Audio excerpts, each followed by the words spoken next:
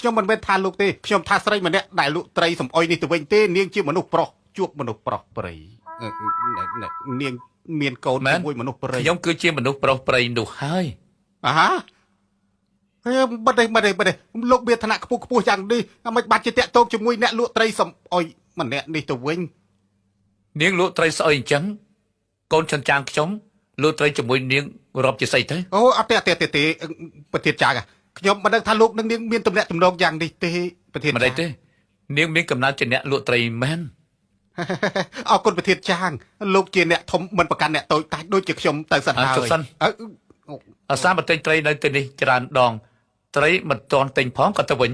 កាប់ទៅខ្ញុំមិនចូលចិត្តញ៉ាំត្រីប្រមាណទេលោកប្រធានចាងមិនចូលចិត្តត្រីមកទីនេះធ្វើអីអាជីវកម្មមិនមែនជាកន្លែងបានទេណាអូមិនមែនទេប្រធានចាងតាមពិតទៅខ្ញុំចូលចិត្តត្រីមែនប៉ុន្តែខ្ញុំមកទីនេះគឺដើម្បីទិញត្រីចូលចិត្តខ្ញុំចូលចិត្តថ្ងៃនេះគឺល្អហើយត្រូវតែញ៉ាំចាំងឆឹងបញ្ចុកត្រីគេប្រធានចាងហេតុអីក៏លោកប្រធានចាងប្រធានចាងកុំអីប្រធានចាងយោទេគឺមិនចេញកំហឹងឲ្យខ្ញុំ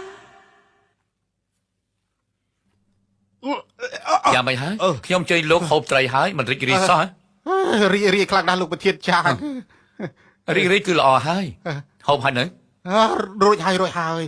ហើយចាំងឆឹងជូនគេត្រឡប់ទៅវិញប្រាប់ប្រពន្ធរបស់លោក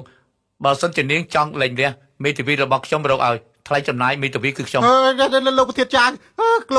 កុំអីលោកប្រធានចាងដោះលែងខ្ញុំទៅលោកប្រធានចាងកុំធ្វើបាបខ្ញុំអីលោកប្រធានចាងនាងកុំគិតច្រើនខ្ញុំបានជួយនេះទេខ្ញុំគ្រាន់តែមិនចង់ឲ្យកូនរបស់ខ្ញុំលំបាកជាមួយនាងតែប៉ុណ្ណោះលោកម្រកខ្ញុំមិនមែនចង់យកជឿអាងទៅទេឯងមិនមែនចង់យកជឿអាងទេតែខ្ញុំចង់យកជឿអាងឈឹងជឿឈឹងហើយនឹងជឿយ៉ាវលោកដឹងអស់លោកដឹងអស់ចង់លាក់បាំងខ្ញុំអស់មួយជីវិតយកកូន4នាក់របស់ចាងឈុនខ្ញុំតាមនាងអស់មួយជីវិតទទួលយកការប្រមាថបែបនេះ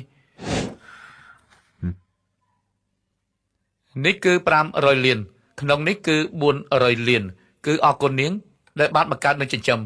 ហើយនៅសល់100លានគ្រាន់សម្រាប់ជីវិតរបស់នាងនាងចង់ឲ្យកូនខ្ញុំលួចត្រីមួយជីវិតជាមួយនាងម៉ាមីមិនចូលចិត្តពូនោះទេឆេញអស់មិនថាដេដេនតាខ្ញុំមិនយកទេយល់អស់នេះគិតបានច្បាស់ណាបាននាងចង់ប្រឹងខ្ញុំនឹងខំប្រឹងឲ្យអស់ពីកម្លាំងកាយចិត្តដើម្បីដណ្ដើមកូនខ្ញុំមកវិញពេលនោះមួយកាក់មួយសេនក៏នាងមិនបានដែរខ្ញុំអាចជួបកូនខ្ញុំបានទៀតទេ